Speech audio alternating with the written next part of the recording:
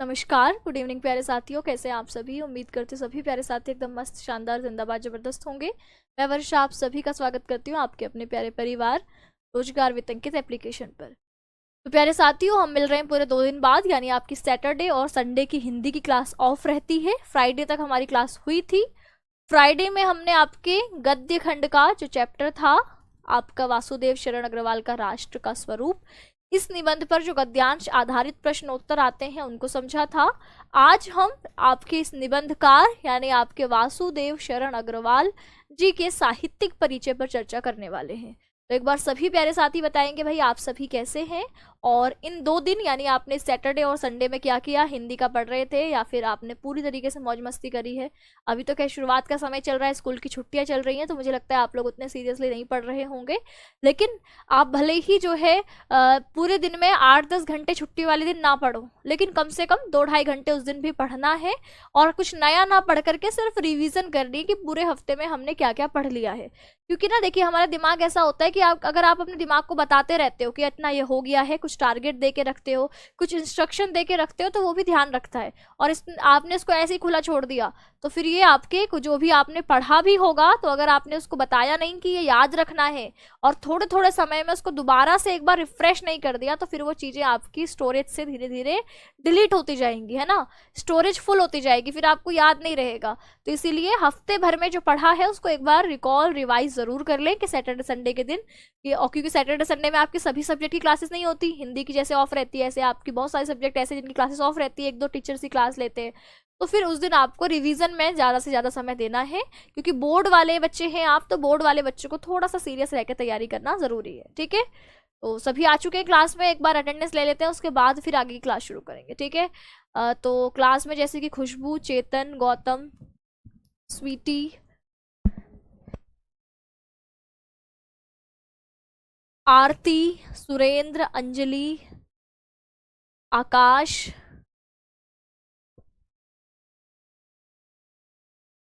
अंजलि, अनुज, सुजल, सुनैना, जयदेव, सौरभ, गौतम, अनुराग, अंशुल, आदर्श, हर्ष, विमला, शुभम, दीपा, आदर्श। चलिए सभी को वेरी वेरी गुड इवनिंग। अब आप लोगों से शुरुआत में 1-2 बातें, जैसे कि आप लोगों की एक कंप्लेंट ये आ रही है टीचर्स की कि भाई आप लोग हमारे कमेंट्स नहीं पढ़ते, है ना। आप लोग हमारे कमेंट्स का जवाब नहीं देते, हमारा नाम नहीं लेते। हम तो क्लास में कमेंट करते हैं, हमने तो पैसे दे रखे हैं, हमने तो फीस दे रखी है, ऐसे कैसे चलेगा, है ना। ये आप लोगों की तरफ से कंप्लेंट आई है हमारी IVR टीम के पास। तो उन्होंने हमें बोला कि भाई मैम 50% कॉल ऐसी रहती है कि टीचर्स हमारा नाम नहीं लेते क्लास में, हम उनको समझा समझा के थक गए, लेकिन वो मानते नहीं है। तो एक बार आप लोग अपनी क्लासमेट बच्चों को बोलो जो भी आप नाम के बारे में, है ना। तो आप लोगों के अभी क्लास में मैं उपस्थित बच्चे कह रही हूँ, आप 2000 अभी हैं, ठीक है, और अभी ये क्लास के एंड तक हो सकता है 2500 तक पहुंच जाए। तो ऐसे में जब आपके कमेंट्स आते हैं तो वो लगातार इतनी स्पीड से ऊपर चलते हैं कि रैंडमली जिसका नाम सामने आ जाता है उसका नाम हम ले लेते हैं। क्योंकि मैं जानबूझ के तो इग्नोर कर नहीं रही कि सुजीत का नाम नहीं लूंगी आज, अवधेश का नाम नहीं लूंगी, है ना, अमित का नाम नहीं लूंगी, ऐसा तो नहीं होगा, है ना। ऐसा कोई टीचर क्यों करेगा कि मेरे को इसका नाम नहीं लेना। तो हमारे सामने रैंडम जो नाम आता है उसका नाम हम बोल देते हैं, जिसका नाम नहीं आता फिर वह मतलब आपके छूट गया। और क्लास में ज़रूरी भी नहीं है सबका नाम लेना, हम तो बिना नाम लिए भी पूरी क्लास में पढ़ा सकते हैं। तो इसीलिए आप लोग ये सोचने की बजाय कि हमारा नाम नहीं लिया जा रहा है ना, क्या हमारा कमेंट शो हो रहा है, नहीं हो रहा है, हमने तो पैसे दे रखे हैं, अगर ऐसी आप निरर्थक बातों में ध्यान देंगे यानी अभी आप पढ़ाई नहीं कर रहे हैं, आप फालतू की चीज़ों में उलझे हुए हैं। जो टॉपर्स बच्चे हैं जिनका इस बार हमने इंटरव्यू करा, जो सम्मान समारोह में आए, उनका कहना था कि मैम मैंने पूरे साल में एक कॉमेंट क्लास में नहीं किया है, अगर कुछ कभी कभी ऐसा होता था कोई डाउट रह जाता था तो वो हम सिर्फ डाउट ग्रुप में पूछते थे। तो हमने तो कभी कमेंट ही नहीं किया, हमने तो कमेंट खोलते ही नहीं थे, हम तो सिर्फ कंटेंट देखते थे। और वो भी ज्यादातर बच्चे ऐसे थे कि मैम लाइव तो हम लेने की कोशिश करते थे, पर जब लाइव नहीं ले पाते थे तो रिकॉर्डेड देखते थे, तो कमेंट से तो कोई मतलब ही नहीं रहता था। और आप देख लो कि आप कहाँ पर हो कि आप लोग कमेंट्स को इतना सीरियसली ले रहे हो कि आपके पास इतना समय है कि आप टीम को कॉल करके ये बोल रहे हो कि हमारा नाम क्लास में नहीं लिया जा रहा है। नाम लेने से कोई फर्क पड़ता है क्या? जो भी टीचर अपना क्लास में, जैसे मैं आपको वासुदेव शरण अग्रवाल पढ़ाने जा रही हूँ, तो मैं आपको इसमें उस तरीके से चैप्टर प्लान करके आई हूँ कि आप लोगों को बिना आप लोगों से इंटरेक्ट किए मैं आपको पूरा कंटेंट समझाऊंगी। बस आपको पेशेंस के साथ लास्ट तक इसको सुनना होगा। और आधे से ज़्यादा कमेंट्स आपके निरर्थक ही रहते हैं, जैसे कि भाई हमारा नाम ले लो, ये कमेंट है ना, जो आप लोग इस तरीके के कहते हैं, सो उनको तो फिर बिल्कुल ही पता चल जाता है उनके बारे में कि ये बिल्कुल पढ़ने वाला बालक नहीं है, इसको सिर्फ नाम से लेना है कि मेरा नाम ले लो। और आपका नाम लेके हो क्या जाएगा, आप लोग नाम लेने लायक काम करो कि जब सम्मान समारोह में आप लोग अच्छी परसेंटेज के साथ आओ, है ना, तो फिर हम लोग आप लोगों का मंच पर नाम ले, आपके माता पिता को लेकर के आओ, आपका वहां मंच पर सम्मान हो, आपको प्राइज दिया जाए, आपकी फोटो करवाई जाए। तो ये नाम कमाना पड़ता है। नाम आपको, आप बोलो कि भैया मेरा नाम लो, है ना, मैं जो कुछ जो है विशेष हूँ, विशिष्ट हूँ, मैंने पैसे दे करके बैच खरीदा है, तो आपने पैसे दे रखे हैं, तो उस जितने आपने पैसे दे रखे हैं उससे कई ज्यादा गुने पैसे आपकी क्लास लगाने में या क्लास चलाने में आपके बहुत सारे लोग इसमें लगे होते हैं। आपकी जो क्लास टाइप हो रही है, कंटेंट, आपके टाइपिस्ट, है ना, इसके अलावा जो अभी क्लास में मैं यहाँ पढ़ा रही हूँ, लेकिन एक व्यक्ति हमेशा जो है आपके कमेंट्स पर नज़र रखने के लिए, क्लास लाइव करने के लिए, क्लास एंड करने के लिए होते हैं, और आपकी प्रॉब्लम सुनने के लिए आपके जो है डाउट ग्रुप में 2-4 लोग होंगे जो आपके डाउट्स पर लगातार नज़र रखते होंगे, आपकी कॉलिंग सुनने के लिए टीम है। तो इतनी सारी टीम जब आप लोगों की प्रॉब्लम को सुनने के लिए रखी गई है, तो इसका मतलब ये नहीं है कि आपने पैसे दे करके उस सभी लोगों को खरीद लिया है ना। तो इस तरीके की जो बातें करते हैं, थोड़ा सा सोच समझ के बोला करिए कि हमने पैसे दे रखे हैं, हमारा नाम क्लास में लिया नहीं जा रहा। तो मैं उम्मीद करती हूँ कि आज के बाद आप लोगों को ये स्पष्ट हो गया होगा कि नाम लेने के पीछे कोई टीचर की आपसे पर्सनल दुश्मनी नहीं है। आप लोगों का नाम नहीं लिया जा रहा, क्योंकि यहाँ कॉमेंट्स इतने स्पीड में चल रहे हैं कि 2-4 ही नाम पढ़ने में आते हैं, और बस उन्हीं का नाम लेकर के फिर आगे हम पढ़ाना शुरू कर देते हैं। अगर ऐसा है कि आपको नाम लेने से कुछ ज़्यादा ही लगाव है कि हमारा नाम लिया जाना चाहिए, तो फिर हम ऐसा कर सकते हैं कि पढ़ाना बंद करके रोज 1 घंटा मैं आऊँ। मेरे लिए ज़्यादा आसान ये रहेगा कि मैं आप लोगों का एक एक करके नाम ही ले लूँ पूरे 1 घंटे में। इससे क्या है, अगर आप लोगों को, आपने इसके लिए पैसे दे रखे हैं कि आपका नाम लिया जाए क्लास में, तो फिर हम ये भी करने के लिए तैयार हैं। ठीक है, चलिए। तो उम्मीद करती हूँ कि जो जेन्युइन जो है आपके, सच में जो बोर्ड में अच्छी तैयारी करना चाहते हैं, ईमानदारी से पढ़ना चाहते हैं, तो वो बच्चे तो अब इस तरीके की बातें नहीं करेंगे। बाकी 2-4 तो होते ही हैं हर क्लास में, थोड़े शैतान बच्चे, तो थोड़ा सा मेंटेन करेंगे इस चीज को। ठीक है, तो आज वासुदेव शरण अग्रवाल का जो राष्ट्र का स्वरूप निबंध हमने पढ़ा था, इस निबंध पर हमने आपके गद्यांश आधारित प्रश्नोत्तर देखे थे, है ना। कुछ एकाध गद्यांश जो कि आपके जरूरी थे लेकिन छूट गए थे, इन गद्यांश को हम आज देखेंगे। उसके बाद मैं आपको इनका साहित्यिक परिचय कराऊंगी। ठीक है, सबसे पहले कुछ इंपॉर्टेंट गद्यांश जो कि पिछली क्लास में छूट गए थे, इनको हम कर लेते हैं, उसके बाद क्वेश्चंस करेंगे। तो जैसे गद्यांश यहाँ पर था कि धरती माता की कोख में, ये बहुत इंपॉर्टेंट है ना, बहुत बार पूछा गया है, और ये पूछे जाने की जो इंपॉर्टेंट चीज होती है ना, वो बार बार आएगी ही आएगी। ऐसा नहीं है कि पिछली बार आ गया तो इस बार नहीं पूछा गया, पूछा जाएगा। इंपॉर्टेंट चीजें हर बार आपकी पूछी जाती हैं, रिपीट होती हैं। तो यहाँ पर गद्यांश जैसे धरती माता की कोख में जो अमूल्य निधियां भरी हैं, जिनके कारण वह वसुंधरा कहलाती है। वसुन कहते हैं आपकी किसको, वसुन कहते हैं संपदाओं को, है ना, धन आदि संपदा को हम वसुन कहते हैं। और धरा का मतलब होता है धारण करना, तो जो धन संपदाओं को धारण करती है वही वसुंधरा कहलाती है। तो कहा धरती माता की कोख में अमूल्य निधियां भरी पड़ी हैं, निधियां यानी धन संपत्तियां भरी पड़ी हैं। जैसे आपके कोयला है, जल है, कहाँ आपके भूजल होता है ना, जमीन के अंदर जल भी है, पानी भी है, जिसको आप हैंडपंप से कई बार निकालते हैं, तो वह क्या है, जल है ना। आपके कोयला है, हीरे हैं, जितनी चीजें हैं, अमूल्य चीजें कहाँ से निकलती हैं, आपके गर्भ से, पृथ्वी की गर्भ से निकलती है। तो ऐसे ही धरती माता की कोख में ऐसी अमूल्य निधियां हैं जिनके कारण वह वसुंधरा कहलाती है। उससे कौन परिचित ना होना चाहेगा। लाखों करोड़ों वर्षों से अनेक प्रकार की धातुओं को पृथ्वी के गर्भ में पोषण मिला है। तो पृथ्वी के, जैसे कोयला बनने में लाखों करोड़ों वर्ष लग जाते हैं, तो कहा ऐसे अनेक जो है धातु हैं जिनको बनने में लाखों करोड़ों वर्ष लग जाते हैं, पृथ्वी की गर्भ में इनको पोषण मिलता है। जैसे एक शिशु माता के गर्भ में 9 महीने का पोषण प्राप्त करता है, उसके बाद मनुष्य रूप में जन्म लेता है, तो ऐसे ही आपकी जो ये धरती है, इसकी कोख में पोषण प्राप्त करके अनेक धातुएं, अमूल्य निधियां, खजाने पलते हैं। कहा दिन रात बहने वाली नदियों ने पहाड़ों को पीस पीस कर अगणित प्रकार की मिट्टियों से पृथ्वी की देह को सजाया है। हमारे भावी आर्थिक अभ्युदय के लिए इन सबकी जांच पड़ताल अत्यंत आवश्यक है। पहाड़ों की जो नदियां हैं, नदियों से आपके पहाड़ों से जल निकलता है और वह रास्ते में आने वाले जितने पहाड़ हैं, चट्टान हैं, पत्थर है, उनसे टकराता है और वो आपकी जो बहाव होता है वो इतने तेज होता है कि पहाड़ इससे क्या होते हैं, कटते हैं और वह आपके कटते कटते कटते इतने बारीक मिट्टी में बदल जाते हैं जिससे आपके जो आपके नदियों के पास किनारे पर आप मिट्टी इकट्ठा देखते हैं, उसी को क्या कहते हैं, हम डेल्टा भी कहते हैं। तो कहा वही पिस पिस करके मिट्टी रूप में बदल जाता है और मिट्टी रूप से क्या होता है, पृथ्वी की देह को, पृथ्वी की देह क्या है, देह कहते शरीर, पृथ्वी का शरीर क्या है, मिट्टी ही तो है। तो यही नदियां जो है आपके पहाड़ों को पीस पीस करके इस मिट्टी से पृथ्वी की देह को यानी पृथ्वी के शरीर को सजा रही हैं।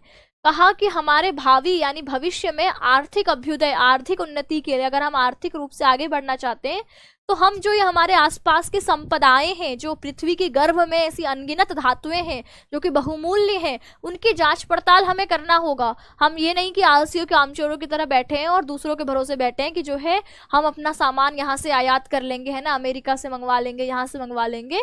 अगर हमें अपने दम पर आगे बढ़ना है तो हमें अपने आसपास के पर्यावरण के प्रति, धरती के प्रति, सुख सुविधाओं के प्रति जागरूक होना होगा, ऐसा इस गद्यांश में कहा गया था। अब इस पर आधारित कुछ प्रश्न, जैसे धरती को वसुंधरा क्यों कहते हैं, ये सवाल आपके, है ना, धरती को वसुंधरा क्यों कहते हैं, तो क्या कहा, धरती को वसुंधरा इसलिए कहते हैं क्योंकि पृथ्वी के गर्भ में अमूल्य निधियां, क्या होगा, अमूल्य निधियां, अमूल्य यानी जिसका कोई मूल्य नहीं है, ऐसी निधियां, निधियां यानी धन संपदाएं, निधियां यानी जो धन संपदाएं हैं का भंडार है जो लाखों करोड़ों वर्षों से मौजूद है और इन निधियों को ही पृथ्वी की गर्भ में पोषण प्राप्त होता है, पृथ्वी की गर्भ में ही इनका पोषण प्राप्त होता है, ऐसा यह गद्यांश कहता है। आगे किसने पृथ्वी की देह को सजाया है, अगला सवाल इसी गद्यांश पर आधारित क्या बनेगा, आपके अभ्युदय को कहते हैं उन्नति, है ना, अभ्युदय मतलब आपके उन्नति, आगे बढ़ने को ही अभ्युदय कहते हैं। उदय, उदय यानी किसी चीज का आपके प्रकाशित होना, ना, नजर में आना, उगना, तो ऐसे ही अभ्युदय यानी आपके उन्नति, आगे बढ़ना।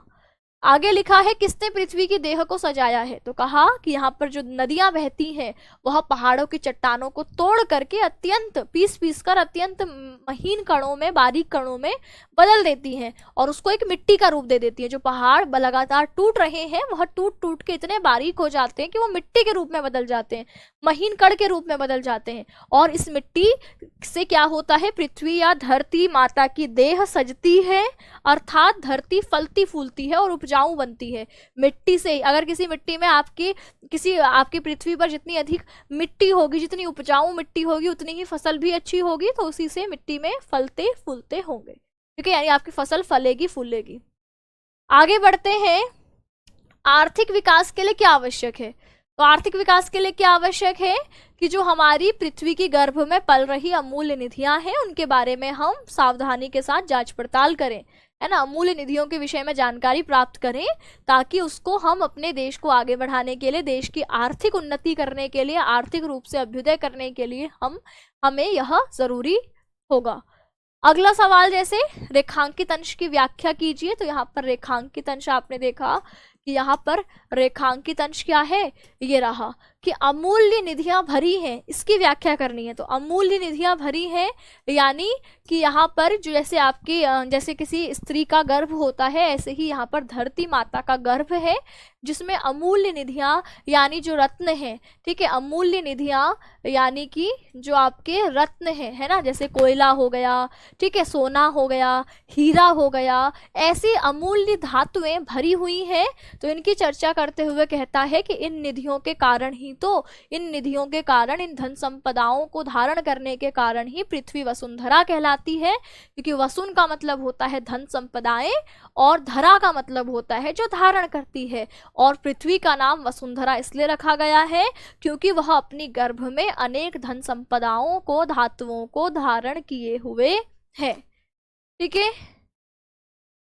और ऐसे ही एक और गद्यांश, जैसे कि ये रहा, जंगल में जिस प्रकार, अगला गद्यांश, ठीक है, एक और गद्यांश है इंपॉर्टेंट, फिर सीधे साहित्यिक परिचय पढ़ेंगे।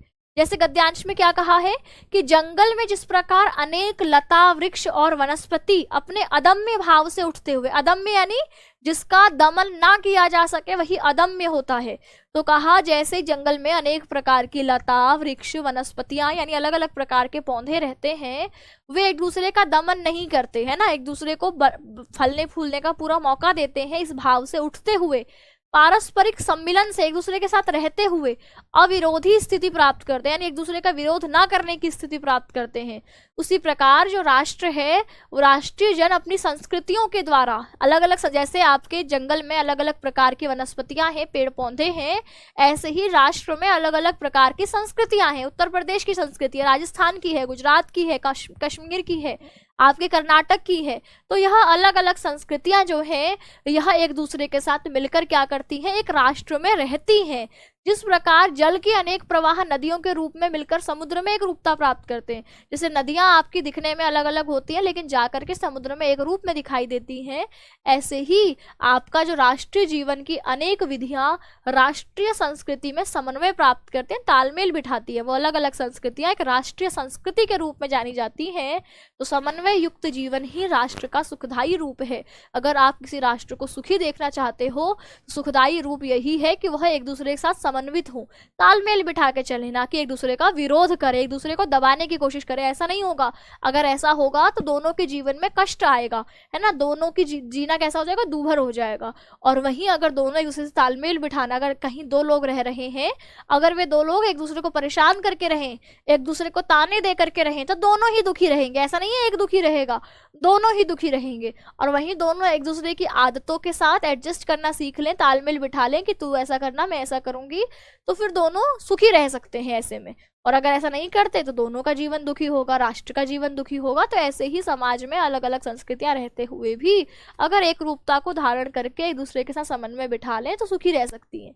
अब इस पर बने हुए सवाल है, जैसे पहला सवाल है कि जंगल और राष्ट्रीय जन में क्या समानता है। ठीक है, पहला सवाल क्या है, जंगल और राष्ट्रीय जन में क्या समानता है। तो अभी जंगल में क्या कहा हमने, जंगल में अनेक प्रकार की वनस्पतियां हैं, लताएं हैं, पेड़ पौधे हैं, ठीक है, ये जंगल में एक साथ रहते हैं, सामूहिक रूप में रहते हैं। और उसी प्रकार प्रत्येक देश में क्या होता है, अनेक संस्कृतियां एक दूसरे के साथ रहती। जिस प्रकार जंगल में अनेक वृक्ष लताएं वनस्पतियां एक साथ रहते हैं, समूह रूप में रहते हैं, एक दूसरे का दमन नहीं करते, अदम्य भाव से रहते हैं, वैसे ही समाज में राष्ट्र में अलग अलग प्रकार की संस्कृतियां एक दूसरे से मिलजुल कर रहती हैं। यही आशय इसमें है। विभिन्न संस्कृतियों में मिलन की तुलना किससे करी गई है, तो मिलन की तुलना करी गई है जैसे नदियां, अनेक नदियां मिलकर के समुद्र में मिलकर के एक रूप हो जाती हैं, ऐसे ही अलग अलग संस्कृतियां एक राष्ट्र रूप में मिलती हैं तो एकता को, एक रूपता को प्राप्त करती हैं। तो विभिन्न संस्कृतियों के मिलन की तुलना नदी से की गई है, जैसे विभिन्न नदियां अपने पृथक अस्तित्व को भूल करके एक विशाल सागर का रूप धारण करती हैं। उसी प्रकार किसी राष्ट्र के नागरिकों के लिए यह आवश्यक है कि वह अनेक संस्कृतियों का अस्तित्व बनाए रखते हुए एक ही राष्ट्र, एक ही राष्ट्रीय संस्कृति को महत्व प्रदान करें। भले ही गंगा अलग है, यमुना अलग है, सरस्वती अलग है, लेकिन जब ये समुद्र में जाएंगी तो वहां अलग अलग नहीं नजर आएंगी आपको कि ये गंगा है। गंगा ये नहीं बोलेगी कि मैं ये हूँ, है ना, जमुना ये नहीं बोलेगी कि मैं ये हूँ, सरस्वती ये नहीं बोलेगी कि मैं ये हूँ। ये सब जाकर के वहां एक रूप, समुद्र के रूप में पहचानी जाएंगी, नदी के रूप में नहीं पहचानी जाएगी। ऐसे ही अलग अलग रहती हुई संस्कृतियां अगर एक रूपता को प्राप्त कर ले तो क्या होगा, आपका राष्ट्र सुखदायी हो जाएगा, यानी एक दूसरे को सुख देने वाला हो जाएगा। अदम्य और अविरोधी का आपका शब्दार्थ बताइए। तो अदम्य का अर्थ है प्रचंड तथा अविरोधी का अर्थ है विरोध ना करने वाला। अदम्य का शब्दार्थ प्रचंड या आपके दमन ना करने वाला, दमन ना किया जा सके जिसका, दमन ना किया जा सके जिसका, और अविरोधी जिसका कोई विरोध ना हो, वही क्या होता है, अविरोधी। अगला सवाल देखते हैं, रेखांकित अंश की व्याख्या कीजिए। तो देखते हैं व्याख्या के लिए कौन सा अंश रेखांकित करा हुआ है इसमें, ये रहा कि समन्वय युक्त जीवन ही राष्ट्र का सुखदायी रूप है। इसकी व्याख्या करनी है तो इसको पढ़ते हुए मेरे मन में जो भी भाव आते हैं, समन्वयवादी मैंने आपको इसका अर्थ पहले भी बताया था, तालमेल बिठाना। तो कहा यहाँ पर लेखक का मत है कि जो भारतीय संस्कृति है उसका समन्वयवादी, यानी एक दूसरे के साथ तालमेल बिठाने वाली, तभी तो हम आपके भारतीय रूप में पहचाने जा रहे हैं। अगर हम लोगों ने एक दूसरे के साथ समन्वय नहीं बिठाया होता तो फिर हम भी एक देश के रूप में नहीं जाने जाते, हम भी अलग अलग हिस्सों में बट जाते।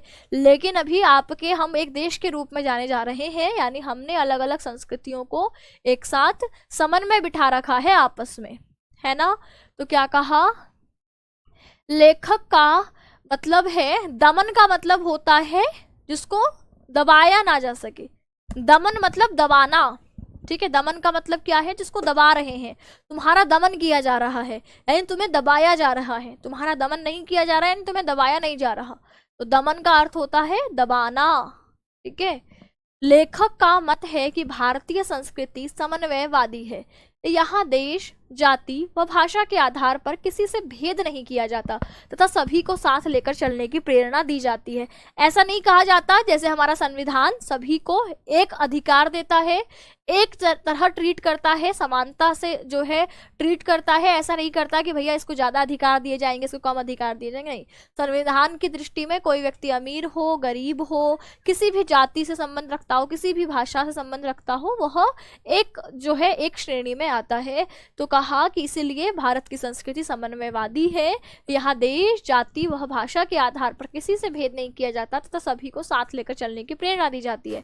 यहाँ मनुष्य मनुष्य में समानता की बात नहीं की जाती, वरन समस्त प्राणियों को एक समान मानने पर बल दिया जाता है। यही कारण है कि भारतीय संस्कृति विश्व में सर्वश्रेष्ठ मानी जाती है। भारत का उदाहरण देते हैं लोग कि यहाँ अनेक धर्मों, अनेक जातियों, अनेक भाषाओं को बोलने वाले लोग एक साथ कैसे रह लेते हैं। तो कहा भारत को विश्व गुरु की संज्ञा दी जाती है।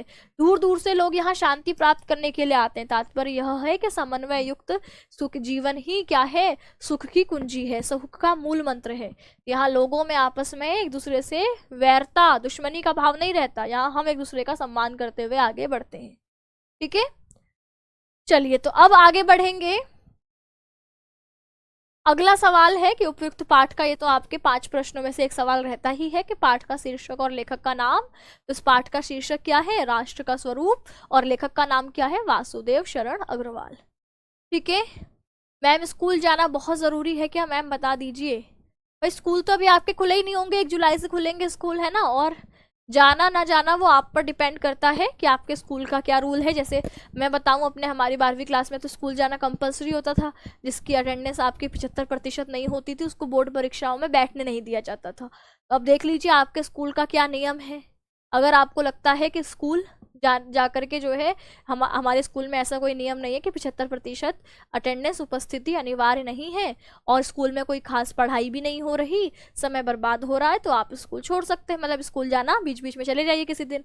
और अगर लगता है कि 75% जो है अटेंडेंस होनी चाहिए, स्कूल के नियम होते हैं ना, 75% उपस्थिति होगी उसी के बाद आपको बोर्ड की परीक्षाओं में बैठना दिया जाएगा। तो ऐसे में अगर आपको लग रहा है कि स्कूल भाई जाना ही पड़ेगा, तो फिर अगर स्कूल में पढ़ाई हो रही है तो बहुत बढ़िया, नहीं हो रही है तो आप लोगों को जो आपने यहाँ पढ़ा है उसको रिवीजन कर लेना है, ठीक है। उसका क्या करना है, आपको रिवाइज करके चीज़ों को स्कूल में पढ़ के, सवाल मैथ्स वाले तो मैथ्स के सवाल सॉल्व कर लिए, बायो वाले तो डायग्राम बना लिए, जो चीज़ें यहाँ पढ़ी है उसको एक बार दोहरा लिया, नोट्स बना लिए, PDF से दोहरा लिया, किताबें पढ़ ली। इस तरीके से वहाँ समय को यूटिलाइज करना है। क्योंकि हम लोग भी स्कूल जाते थे तो मुझे याद है 12वीं क्लास में हम लोग, हमारा जो ऐसा कोई पीरियड होता है जिसमें पढ़ाई नहीं होती थी, तो हम लोग खुद से दोहराते रहते थे चीज़ों को। तो ऐसे ही आपको करना है, ठीक है। चलिए तो अब आ जाते हैं हम साहित्यिक परिचय में। गद्यांश हमने देख लिए, और आज जो है हमारा दिन था कि हम वासुदेव शरण अग्रवाल का साहित्यिक परिचय देखने वाले हैं। गद्यांश, इस पाठ का अगर रोल देखें तो यहाँ पर आपकी जो गद्यांश है, गद्यांश कैसे पूछा जाएगा, तो हमने देखा कि जो गद्यांश है वह आपके 10 नंबर का होगा, ठीक है। कैसा होगा, गद्यांश 10 नंबर का यहाँ से पूछा जाएगा, और 5 नंबर का होगा साहित्यिक परिचय, ठीक है। कितने का, 5 नंबर का। और वासुदेव शरण अग्रवाल तो वैसे भी इम्पोर्टेंट ही है। साहित्यिक परिचय 5 नंबर का। अब इसमें बहुत लोगों के सवाल होंगे कि हमें साहित्यिक परिचय लिखना है कि जीवन परिचय लिखना है ना। 75% अटेंडेंस नहीं लगी तो नहीं आएंगे। ठीक है भाई, जिसके स्कूल में जाने का नियम है वो स्कूल जाएगा, क्योंकि हम आपको ऐसा नहीं कहेंगे कि स्कूल छोड़ दो, ठीक है, क्योंकि स्कूल जाना ज़रूरी होता है। स्कूल में आपको एक दूसरे के साथ, दोस्तों के साथ मिलते हैं, टीचर्स के साथ मिलते हैं, बातचीत होती है। तो स्कूल सिर्फ पढ़ाई के लिए नहीं, और भी बहुत सारी चीज़ों के लिए आपका स्कूल जाना ज़रूरी है। और इसके बाद तो फिर आपको स्कूल, 12वीं के बाद आप तरस जाएंगे जब स्कूल वाले बच्चों को ड्रेस में, जो है यूनिफॉर्म में स्कूल जाते हुए देखेंगे, तो आपका मन करेगा या काश मैं भी जा पाता, है ना। तो स्कूल जाइए। आपके बाद, इसके बाद तो वैसे भी आपको मौका नहीं मिलेगा। कॉलेज जाएंगे, वहाँ कोई ड्रेस वगैरह का सिस्टम होता नहीं है, मन मर्जी होती है। स्कूल में आप अनुशासन में रहते हैं, तो स्कूल आपको मेरे हिसाब से जाना ही चाहिए, ठीक है।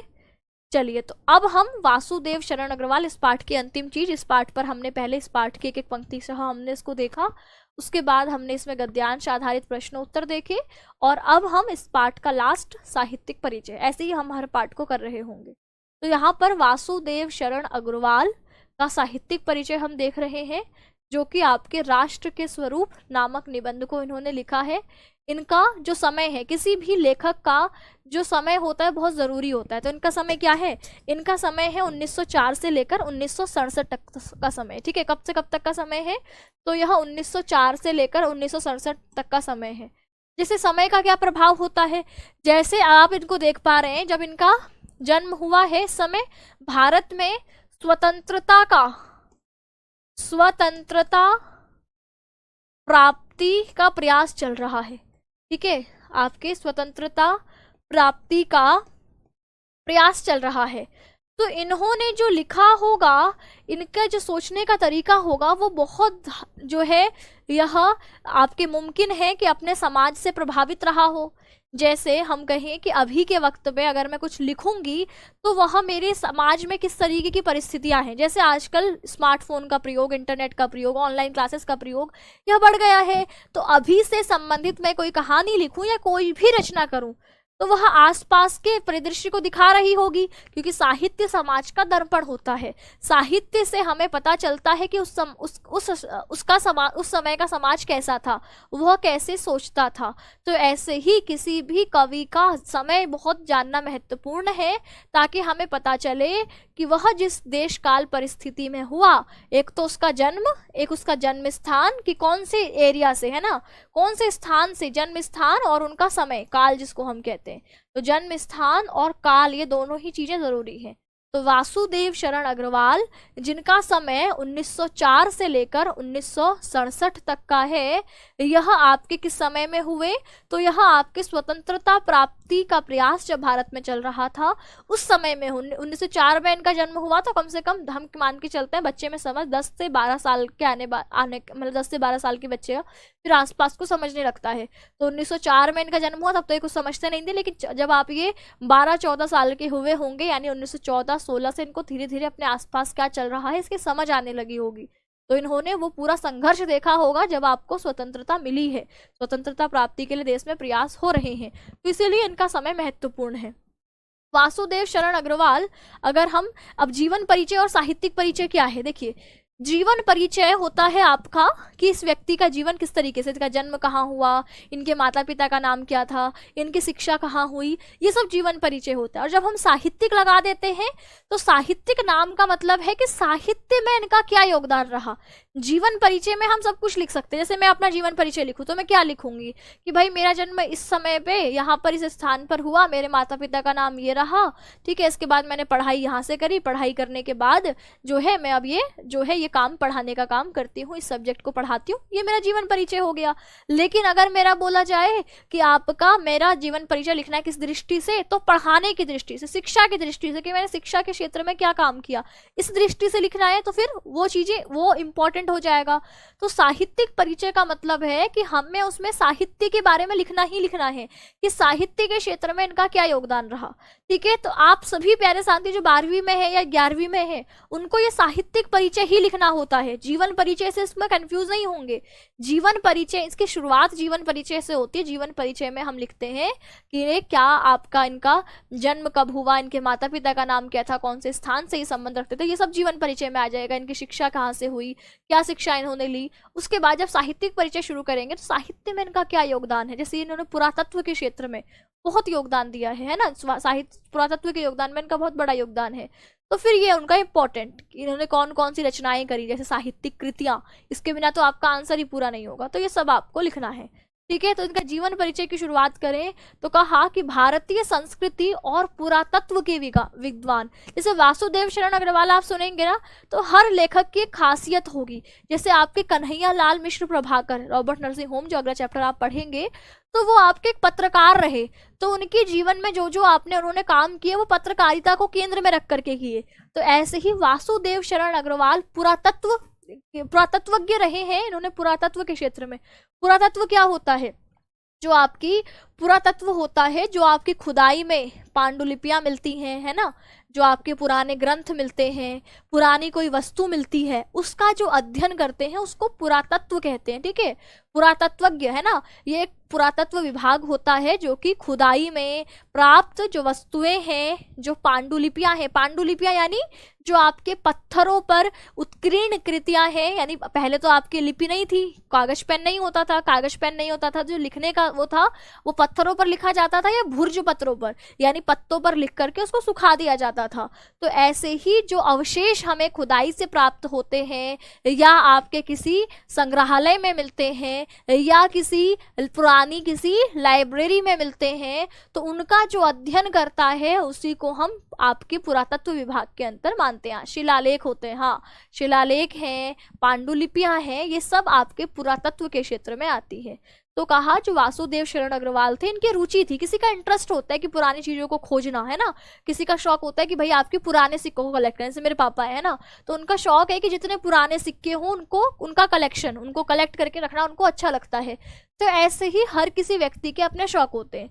तो यहाँ पर वासुदेव शरण अग्रवाल जो कि आपकी भारतीय संस्कृति एवं पुरातत्व के क्या थे, विद्वान थे। इनका जन्म भारतीय संस्कृति और पुरातत्व के विद्वान वासुदेव शरण अग्रवाल का जन्म 1904 ईस्वी में हुआ था। कब हुआ था? 1904 ईस्वी में हुआ था। कहाँ पर? तो कहा उत्तर प्रदेश के मेरठ जिले के खेड़ा नामक ग्राम में इनका जन्म हुआ था।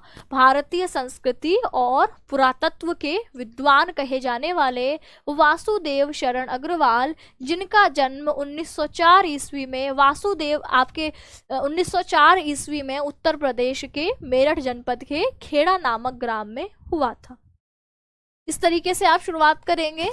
उसके बाद इन्होंने क्या करा, तो आपने काशी विश्वविद्यालय से बीए, इनकी शिक्षा कहाँ से हुई, हमने इनका जो है व्यक्तिगत जीवन देखा कि जन्म ये रहा, इस स्थान से संबंध रखते हैं। उसके बाद शिक्षा पर आए कि इन्होंने क्या करा, काशी विश्वविद्यालय से बीए तथा लखनऊ विश्वविद्यालय से एमए की परीक्षा उत्तीर्ण करी और इस विश्वविद्यालय में आपने अपना शोध प्रबंध प्रस्तुत किया। शोध प्रबंध यानी बीए एमए के बाद आप पीएचडी आदि करते हैं ना, बीए एमए के बाद क्या होता है, एमफिल। एमफिल जो कि अब बंद हो चुका है, आपके 1-2 सालों से एमफिल अब नहीं होता, हट गया है।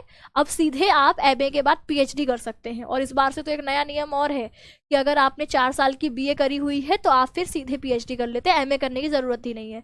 तो ऐसे इनके समय में बीए एमए के बाद एमफिल और पीएचडी का प्रावधान था, तो वो पीएचडी को ही क्या कहते हैं, शोध प्रबंध कहते हैं। ठीक है, पीएचडी में जो आप रिसर्च करते हैं, जो थीसिस लिखते हैं, थीसिस लिखने के बाद आपके नाम के आगे डॉक्टर लगता है, तो इनका पूरा नाम है डॉक्टर वासुदेव शरण अग्रवाल। तो नाम के आगे डॉक्टर सिर्फ जो वो दवाई ववाई देता है उसके नाम के आगे नहीं लगता। ठीक है, डॉक्टर किसके आगे लगता है, जो पीएचडी धारक होता है, जिसने शोध किया होता है, थीसिस लिखी होती है। तो ऐसे ही वासुदेव शरण अग्रवाल जो कि काशी विश्वविद्यालय से बीए और लखनऊ विश्वविद्यालय से इन्होंने एमए किया और लखनऊ विश्वविद्यालय से इन्होंने आगे शोध प्रबंध यानी अपना शोध कार्य यानी रिसर्च का कार्य शुरू किया। तो इन्होंने प्रस्तुत किया जिसका विषय था पाणिनि कालीन भारत। देखिए, पाणिनि जो कि आपके संस्कृत के, अब इनका जो रुचि है ना पुरातत्व में है और हमारा भारत का पुरातत्व किसमें छुपा है, संस्कृत में छुपा हुआ है। तो कहा इनका जो शोध विषय था जिसमें रिसर्च करी, जैसे मेरी रिसर्च है, ठीक है, जैसे मैंने सोचा हुआ है कि मुझे जो है पीएचडी करनी है, तो पीएचडी के लिए मैंने अपना विषय चुना हुआ है कि जो है मैं पीएचडी करूंगी आपके आदि शंकराचार्य पर। ठीक है, आदि शंकराचार्य ने वेदांत फिलॉसफी में क्या क्या काम किए हैं, इस पर मेरी रिसर्च है। ठीक है, इस पर मेरा शोध है क्योंकि मेरी रुचि है उसमें। ठीक है, अब मैंने आदि शंकराचार्य को क्यों चुना, क्योंकि आदि शंकराचार्य जो कि आपके वेदांत दर्शन के एक महान आचार्य हुए, तो उनको जानने में, उनको समझने में मेरा इंटरेस्ट है। तो मैं 5 साल उन पर काम कर पाऊंगी, मैं खोजूंगी और जानूंगी और उनका क्या काम था, ये इन्होंने क्यों लिखा, इन पर कितने ग्रंथ लिखे गए, ये सब मेरी खोज का विषय बन सकता है क्योंकि मेरी रुचि है। तो अब वासुदेव शरण अग्रवाल जो कि पुरातत्व में रुचि रखते थे, है ना, प्राचीन चीजों में रुचि रखते थे, तो इनने अपने शोध का विषय चुना, अपनी रिसर्च का विषय किसको बनाया, पाणिनि कालीन भारत। कि पाणिनि के समय में, जो कि संस्कृत के महान आचार्य हुए, व्याकरण शास्त्र की जिन्होंने रचना करी, जिसको हम अष्टाध्यायी कहते हैं, ठीक है, व्याकरण शास्त्र का एक ग्रंथ है अष्टाध्यायी संस्कृत में, तो उसमें उनकी रचयिता पाणिनि है। और पाणिनि के समय में भारत कैसा था बताइए, आपकी कल्पना, जैसे कोई लोग रिसर्च करते हैं कि महाभारत कालीन भारत, महाभारत के समय में भारत की क्या स्थिति थी, रामायण कालीन भारत, कुछ लोगों का रिसर्च इस पर होता है। कुछ लोग रिसर्च करते हैं कि रामायण कालीन समय में आपकी स्त्रियों की क्या स्थिति थी, है ना, स्त्रियां मतलब किस किस क्षेत्र में आगे थी, ये रिसर्च का उनका टॉपिक होता है। और 5 साल वो इसी पर खोजबीन करके अपनी थीसिस लिखते हैं। थीसिस लिखते हैं यानी उन्होंने क्या खोजा, है ना, क्या उनको नया पता चला, इसको लिखने को ही थीसिस कहते हैं। ठीक है, किताब जैसी होती है, फिर उसको पढ़ा जाता है, देखा जाता है कि इसमें कितनी चीजें, क्या क्या इन्होंने रिसर्च करी, क्या नया खोजा, उसी को क्या कहते हैं, उसी को पीएचडी जो करता है वो यही काम करता है। तो यहाँ पर इनका शोध प्रबंध था पाणिनि कालीन भारत, कि पाणिनि के समय में भारत कैसा था, यह इनका शोध प्रबंध था। बाद में इन्होंने क्या करा, डीलिट भी लखनऊ विश्वविद्यालय से ही किया, और आप काशी विश्वविद्यालय में पुरातत्व एवं प्राचीन इतिहास विभाग के अध्यक्ष एवं आचार्य रहे। आप दिल्ली के राष्ट्रीय संग्रहालय के भी अध्यक्ष रहे। इस प्रकार हमने शुरुआत करी कि इनका जन्म 1904 ईस्वी में हुआ, और इनका जन्म 1904 ईस्वी में लखनऊ के आपके मेरठ के खेड़ा नामक ग्राम में इनका जन्म हुआ, और इनकी शिक्षा काशी विश्वविद्यालय से बीए और लखनऊ विश्वविद्यालय से एमए हुई। एमए के बाद इन्होंने जब अपना शोध कार्य शुरू करा तो इनके शोध का विषय, शोध यानी रिसर्च, ठीक है, इनकी शोध का जो विषय था, टॉपिक था, वो था पाणिनि कालीन भारत। और इसके बाद इन्होंने डीलिट जो उपाधि प्राप्त करी, ठीक है, वह लखनऊ विश्वविद्यालय से ही करी। और उसके बाद इन्होंने जब इन्होंने शिक्षा पूरी कर ली, तो इंसान फिर शिक्षा पूरी करने के बाद क्या करता है, कुछ काम करता है। तो इनकी काम की शुरुआत हुई पुरातत्व एवं प्राचीन इतिहास विभाग जो था उसके पद पर इन्होंने काम किया, उसके अध्यक्ष रहे ये और आचार्य रहे। और इसके बाद दिल्ली का जो राष्ट्रीय संग्रहालय है, राष्ट्रीय संग्रहालय यानी संग्रहालय किसको कहते हैं, जहां पर अनेक जो पुरानी वस्तुएं हैं उनका संग्रह होता है, ठीक है, अनेक आपकी पुरातत्व में खोजी गई वस्तुओं का जो संग्रह होता है वही संग्रहालय होता है, जिसको म्यूजियम कहते हैं। तो कहा यही इनका आगे का पूरा इनको ध्यान में रखना है कि इनकी पुरातत्व में रुचि थी, तो इनका जो पूरा करियर है वह इसी पर केंद्रित रहेगा। ठीक है, तो आपने यह लिखा, ठीक है, यह क्या हो गया इनका, यह आपकी पहली हेडिंग है। अब दूसरी हेडिंग आएगी इनका कार्य क्षेत्र। दूसरी हेडिंग क्या आएगी, इनका कार्य क्षेत्र। इनका कार्य क्षेत्र क्या रहा, तो कहा कि आपने, ठीक है, आपने की जगह इन्होंने लिख सकते हो। यहाँ हमने आपने लिखा है, आप यहाँ इन्होंने लिखोगे, ठीक है, क्या लिखोगे, इन्होंने या वासुदेव शरण अग्रवाल जी ने लखनऊ तथा मथुरा के पुरातत्व संग्रहालयों में निरीक्षक के पद पर कार्य किया, और केंद्रीय सरकार के पुरातत्व विभाग में और केंद्रीय सरकार के पुरातत्व विभाग में संचालक भी रहे। तो इनका कार्य क्षेत्र क्या रहा, ठीक है, सबसे पहले हमने बताया इनका व्यक्तिगत जीवन, जन्म और इनका जन्म स्थान, फिर इनकी आपके बीए वाली हमने देखा कि इन्होंने बीए कहाँ से किया, शिक्षा कहाँ से पूरी करी, एमए कहाँ से किया, इनका शोध का विषय किया था। फिर उसके बाद हमने इनका कार्य क्षेत्र करा कि इन्हें लखनऊ और पुरातत्व का जो संग्रहालय था उसके पद पर भी निरीक्षक के पद पर कार्य किया इन्होंने, और केंद्र सरकार के भी पुरातत्व विभाग में ये संचालक के पद पर कार्यरत रहे। अतः आपने उत्कृष्ट कोटि के अनुसंधानात्मक निबंधों की रचना करी। अनुसंधानात्मक निबंध कहते हैं, अनुसंधान कहते हैं खोजने को, ठीक है, जहां पर इन्होंने खोजा भी ना है, ऐसे निबंधों की रचना करी। इनके अधिकांश निबंध प्राचीन भारतीय इतिहास और संस्कृति से ही संबंधित हैं। इनकी जो खोजबीन का जो कार्य का क्षेत्र होगा वो सब कुछ कहाँ होगा, सब कुछ इसी के आसपास होगा। तो कहा जो इनके अधिकांश निबंध हैं वो भी प्राचीन भारतीय इतिहास एवं संस्कृति पर ही आश्रित है। जैसे इनका निबंध देख लीजिए, राष्ट्र का स्वरूप, इस पर आपको क्या पता चलता है, राष्ट्र का स्वरूप पर हमें यही पता चलता है कि राष्ट्र को प्रगति करने के लिए, आगे बढ़ाने के लिए किन किन चीजों की आवश्यकता होती है। तो ये भी आपके पुरातत्व को ही दिखाता है ना, कि राष्ट्र के संबंध को ही दिखाता है। और इनको पाली अंग्रेजी आदि भाषाओं, संस्कृत अब जैसे प्राचीनता में जो है इनका रुचि है, तो संस्कृत पाली तो हमारी प्राचीन भाषा ही है जिनसे हिंदी का विकास हुआ है, तो इन भाषाओं को ये जानते थे। पाली, संस्कृत, अंग्रेजी आदि भाषाओं का ज्ञान एवं उनके साहित्य का गहन अध्ययन इन्होंने किया, और हिंदी की इस महान विभूति का जो निबंधन है, विभूति का वर्ष 1967 में स्वर्गवास हो गया। ठीक है, 1967 में यह आपके इस दुनिया को अलविदा इन्होंने कह दिया। इनके साहित्य की दृष्टि से योगदान देखें तो कहा कि आपने कई ग्रंथों का संपादन व पाठ शोधन भी किया, जैसे जायसी द्वारा संपादन होता है एडिटिंग, ठीक है, जहां इन्होंने पूरी रचना ना करके केवल जो प्राचीन ग्रंथ थे उनकी एडिटिंग करी, उनका संपादन करा। ठीक है, कहा कि संपादन एवं शोधन किया, जैसे जायसी द्वारा कृत जो पद्मावत थी उसकी व्याख्या इन्होंने करी। बाणभट्ट के द्वारा रचित जो हर्षचरित था, इसका सांस्कृतिक अध्ययन इन्होंने प्रस्तुत करके हिंदी साहित्य को गौरवान्वित किया। आपने प्राचीन महापुरुषों जैसे श्री कृष्ण है, वाल्मीकि है, मनु आदि का आधुनिक दृष्टिकोण से बुद्धि संगत चरित्र चित्रण प्रस्तुत किया, यानी प्राचीनता को नवीनता से जोड़ने का कार्य इनके द्वारा किया गया। इनकी रचनाओं की बात करें तो इनकी निबंध रचना, इनके शोध और संपादन के क्षेत्र में महत्वपूर्ण योगदान रहा।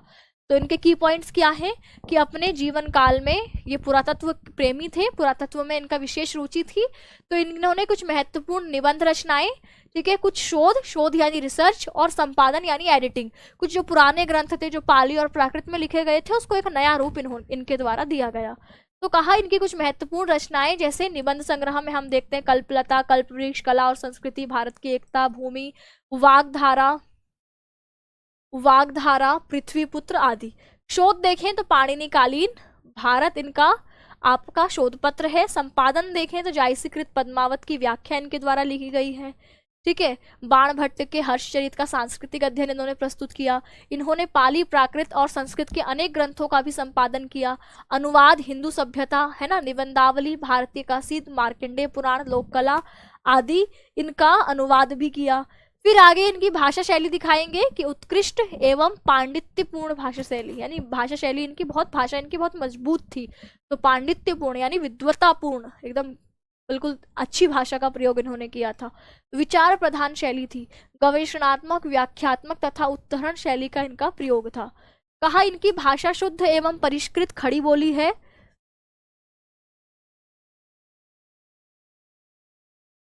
डॉक्टर अग्रवाल ने अपनी भाषा में अनेक प्रकार के देशज शब्दों का प्रयोग किया है, जिसके कारण इनकी भाषा सरल, सुबोध एवं व्यवहारिक लगती है। इनकी भाषा विषय के अनुकूल है। संस्कृत निष्ठ होने के कारण भाषा में कहीं कहीं अवरोध आ गया है, किंतु इससे भाषा प्रवाह में, भाव प्रवाह में कोई कमी नहीं आई है। अग्रवाल जी की शैली में उनके व्यक्तित्व तथा विद्वता की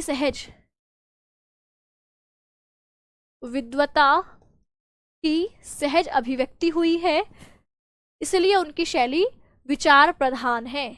इसलिए उनकी शैली कैसी है, तो इसलिए उनकी शैली आपकी विचार प्रधान है।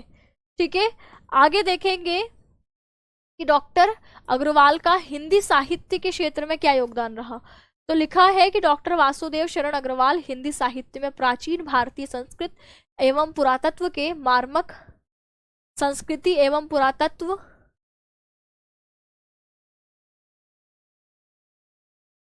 पुरातत्व के मर्मज्ञ विद्वान थे। पुरातत्व व संस्कृति के क्षेत्र में उनकी क्षमता कर पाना अत्यंत कठिन है, और डॉक्टर अग्रवाल गंभीर बोध दृष्टि वाले साहित्यकार थे तथा एक सुललित निबंधकार के रूप में भी प्रसिद्ध हुए। यहाँ तक आप जो है अपनी बात खत्म करेंगे कि इन्होंने भारतीय प्राचीन इतिहास, साहित्य, संस्कृति एवं महापुरुषों को प्रकाश में लाने का एक सफल प्रयास किया है। इनका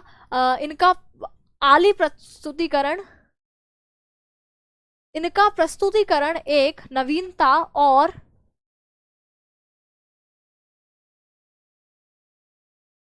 नवीनता लेकर आया है, और अपनी उपलब्धियों से हिंदी साहित्य को संपन्न कर इन्होंने हिंदी की महती सेवा की है।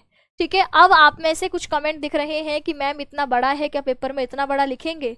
देखिए, अब आपको क्या करना है, ये तो एक मैंने आपको साहित्यिक परिचय लिखने का तरीका, ठीक है, अब आपको क्या करना है, सिर्फ इसके की पॉइंट्स जो है याद कर लेने हैं, और उसको क्या करना है, अपने शब्दों में लिखना है। जैसे इसके की पॉइंट्स क्या होंगे, जैसे इनका नाम वासुदेव शरण अग्रवाल है, जन्म इनका याद रख लेना है, जन्म स्थान इनका याद रख लेना है।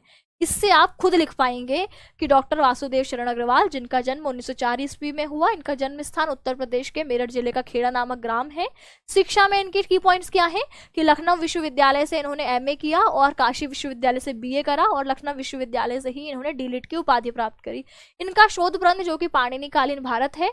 यहाँ तक आप करेंगे साहित्यिक पहचान किस रूप में है, तो हम लिखेंगे कि वासुदेव शरण अग्रवाल की साहित्यिक योगदान शोध कार्य, संपादन कार्य एवं निबंध कार्य के रूप में है। इन्होंने अनेक शोध प्रस्तुत किए, ठीक है, अनेक ग्रंथों का संपादन भी किया और अनेक निबंधों की रचना भी करी।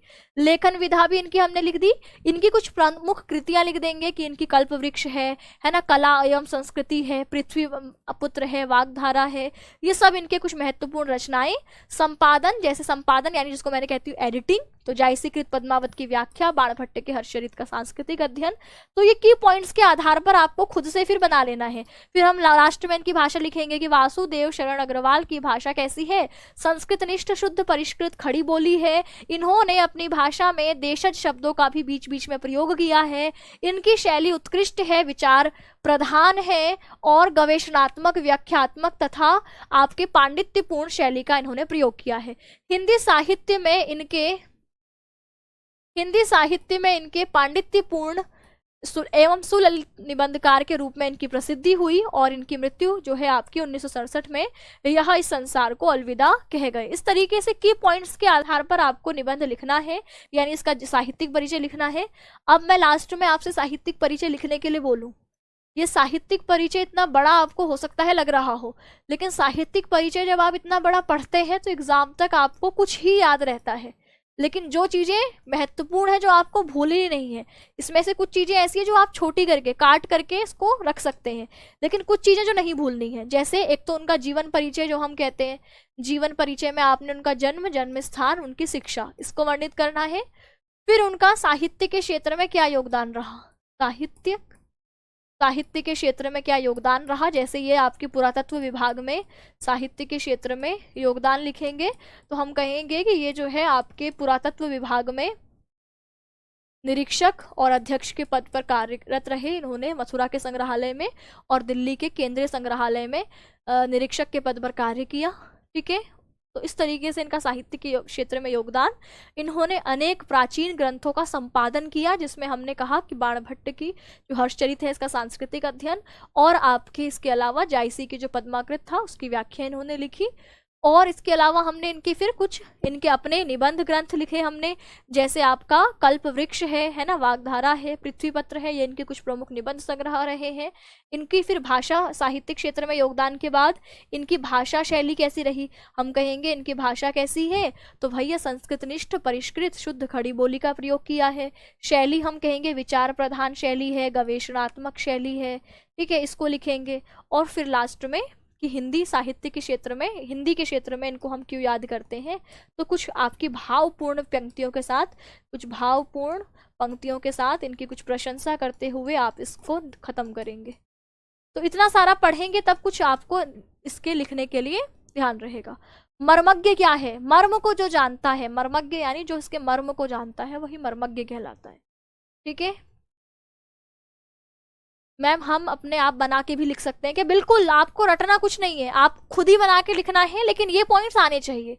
जीवन परिचय, साहित्य के क्षेत्र में क्या योगदान है, इनकी भाषा कैसी है, शैली कैसी है, इनकी कृतियां, भाषा शैली से पहले कृतियां भी आनी चाहिए। साहित्य के क्षेत्र में योगदान जो कि इनके कार्य क्षेत्र को दिखाएगा कि इन्होंने क्या कार्य क्षेत्र किया था, जैसे ये आपके जो है पुरातत्व विभाग के निरीक्षक अध्यक्ष रहे हैं, तो ये इनका कार्य क्षेत्र है। इसके बाद अगली हेडिंग कृतियां आएंगी कि इनकी भाई वासुदेव शरण अग्रवाल की महत्वपूर्ण कृतियां, फिर इनकी भाषा, फिर इनकी शैली, फिर कुछ भावपूर्ण पंक्तियों के साथ इसका एंड, ठीक है। एक बार आप लिख करके मुझे ग्रुप में भेजेंगे कि आप कैसे लिख पा रहे हैं, उसके बाद फिर मैं देखूंगी कि भाई किसने सबसे बढ़िया लिखा है। जिसने सबसे बढ़िया लिखा होगा उसको फिर मैं आपको क्लास में आप लोगों को टाइप करवा के भेजूंगी, ठीक है। तो देखते हैं आप में से कौन सबसे बढ़िया साहित्यिक परिचय लिख करके भेजता है। फिर जिसका सबसे बढ़िया होगा उसको हम फिर आपके यहाँ पर मैं टाइप करवा करके आपको एग्जाम में याद करने के लिए दूंगी, जिसने बढ़िया नहीं लिखा होगा, ठीक है। चलिए, तो आज इस क्लास को यहीं एंड करेंगे। मिलेंगे आप सभी से कल 4 बजे। तब तक के लिए सभी प्यारे साथियों को नमस्कार, धन्यवाद।